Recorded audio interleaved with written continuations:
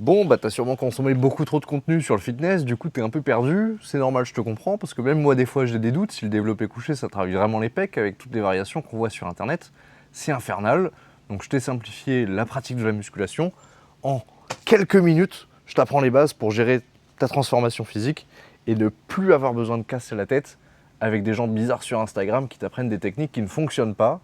Au moins on apprend des choses applicables à la vraie vie aujourd'hui. Cette vidéo est faite surtout pour les débutants et les personnes qui commencent la musculation et qui souhaitent transformer leur physique et accessoirement leur vie de façon simple sans se prendre la tête. Ok ? Mon métier, c'est pas de te prendre des choses compliquées pour te les donner en choses compliquées, c'est de prendre les choses compliquées et de faire en sorte que ce soit le plus simple pour toi. C'est tout. Ok ? Donc je te simplifie les choses. Certes, il n'y a pas toutes les infos, mais t'appliques ça. Point barre. Si tu souhaites en savoir plus, il y a les coachings perso. Ça y est, tu t'es décidé, les 12 prochains mois, tu vas les consacrer à ta transformation physique. Maintenant que tu as décidé ça, déjà c'est une très bonne chose pour toi. Et dans cette vidéo, je vais t'amener le maximum d'outils pour que ta transformation se passe le mieux possible, ok ? Comme ça va simplifier plein de choses. Je vais te simplifier plein de termes que tu pourras adapter en fonction de tes objectifs. Et après, il n'y a plus qu'à appliquer sur les 12 prochains mois. Avant de commencer quoi que ce soit, on va déjà se pencher sur pourquoi est-ce que tu veux te transformer. Est-ce que c'est juste une motivation passagère, c'est une idée qui t'a pris comme ça un matin dans tes chiottes, auquel cas ça va plutôt être compliqué de te transformer. Par contre, si c'est vraiment un désir que tu as au fond de toi et que tu veux changer ta vie, ça va être beaucoup plus simple de tenir les choses que tu vas avoir à faire sur le long terme parce que c'est quelque chose que tu as vraiment envie. Et tant que tu as à te poser des questions, on va aussi chercher à savoir quel est ton vrai objectif. Okay, est-ce que c'est vraiment une grosse perte de poids ? Mettons, tu as peut-être 20, 30, 40, 50 kilos à perdre, auquel cas on va vraiment se focaliser là-dessus sur la prochaine année. Ou peut-être que tu as vraiment envie de prendre en masse musculaire, auquel cas les principes vont s'adapter. Ce ne sera pas du tout la même pratique de la musculation, du cardio et de l'alimentation. Donc avant de commencer quoi que ce soit, je le rappelle, on se pose la question de pourquoi est-ce que tu veux vraiment commencer et où est-ce que tu vas aller sur les 12 prochains mois, voire sur les plusieurs années qui vont suivre. Alors maintenant que tu sais tout ça et que tu as déjà ton abonnement à la salle, maintenant, comment gérer son entraînement ?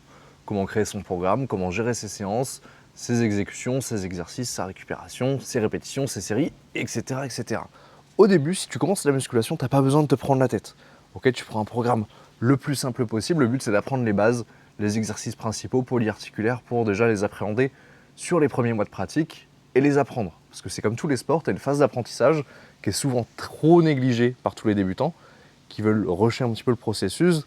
Là, on va prendre notre temps. Au moins sur le premier mois, tu vas apprendre les exercices principaux. Et le but sur ces 30 premiers jours, c'est au moins d'être à l'aise sur les exercices de base. Donc on apprend la technique, la bonne exécution, ton placement dessus. Après, pour savoir combien de temps tu dois t'entraîner, combien de fois par semaine, t'as pas besoin de te prendre la tête. 2-3 séances de musculation dans ta semaine, ça te suffit. Maintenant, oui, on est bien d'accord, si jamais tu veux perdre beaucoup de poids, tu vas pouvoir, en plus des séances de musculation, rajouter du cardio.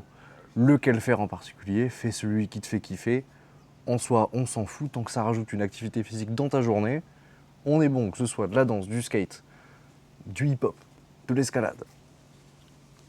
Tu fais ce que tu veux. Si tu veux faire de l'elliptique ou du vélo, on s'en fout. Tant que ça rajoute une activité physique, tu fais ce que tu kiffes. Il y en a des plus efficaces que d'autres, mais il y en a surtout des plus chiants que d'autres. Donc fais un truc que tu kiffes, ce sera beaucoup plus efficace. Et oui, parce que c'est pas plus tu vas faire des séances, plus tu auras des résultats.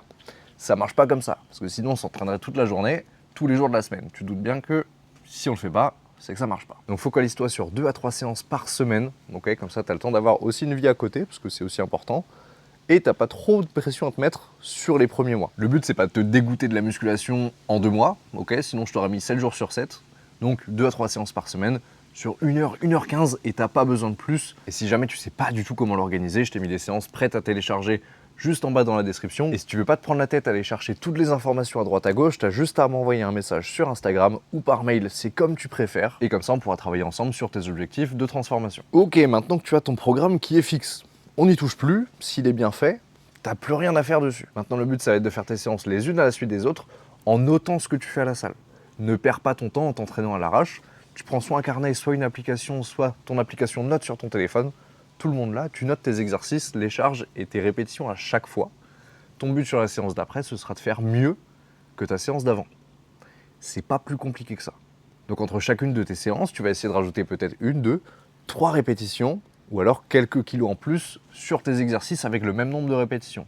C'est ce qu'on appelle grossièrement la surcharge progressive. Sinon, si tu fais la même chose tout le temps, tu comprends bien qu'il ne va pas se passer grand-chose niveau transformation.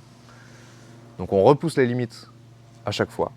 Et plus tu vas pratiquer, plus ça va être facile de mettre de l'intensité. Bon, je suis passé très rapidement sur la partie entraînement parce qu'en soi, c'est important sur ta partie transformation. Cependant, la nutrition l'est d'autant plus, voire peut-être même un peu plus supérieure parce que c'est elle qui va déterminer si tu perds du poids, tu en prends.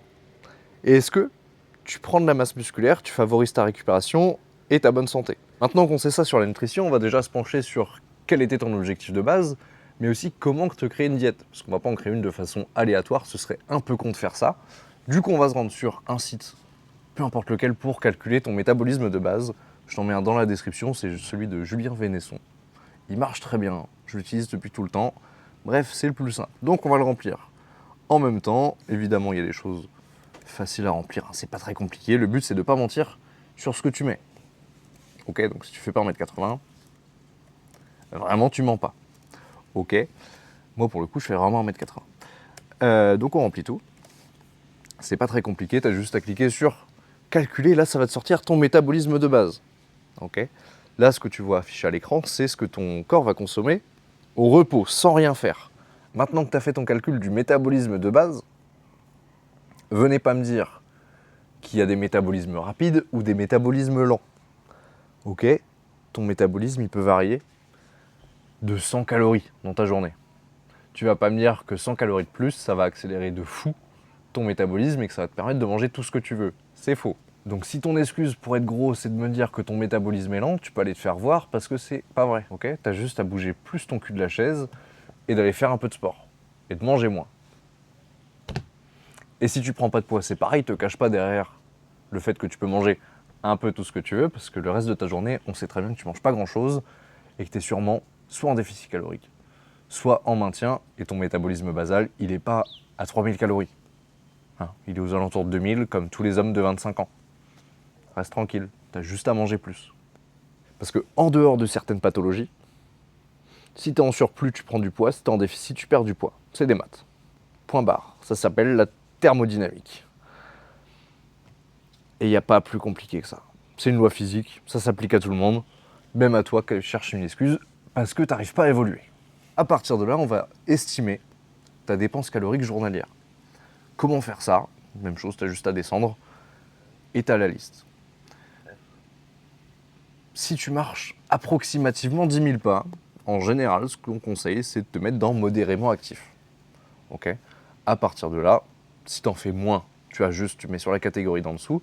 Si tu en fais un petit peu plus que 10 000, tu pourras augmenter ton activité physique. Nous, on va se mettre au milieu. Et si ton but, c'est de maintenir ton poids, donc là, ça va te donner ta maintenance calorique. Incroyable. Donc, pour avoir la maintenance calorique, c'est ce qu'on veut trouver. On a juste appuyé sur calculer, et là, magie. Ça fonctionne. Et ça me donne, j'arrondis à 3000 calories par jour. Ce serait donc ma maintenance calorique pour rester au même poids. Si maintenant tu veux prendre en masse musculaire, donc prendre en poids, ce total calorique-là, tu vas le monter de 200 calories dans un premier temps. Si jamais tu veux en perdre, tu fais l'inverse, tu descends de 200, voire de 500. Parce qu'on peut faire des déficits caloriques plutôt agressifs. Faire des prises de poids agressives, ça va juste te transformer en mec gras. Donc le fais pas. Le déficit agressif, ça marche. La prise de poids agressif, ça marche pas. Sinon, tu passes ta vie au McDo. Mais du coup, comment savoir que tu manges 3000 calories dans ta journée?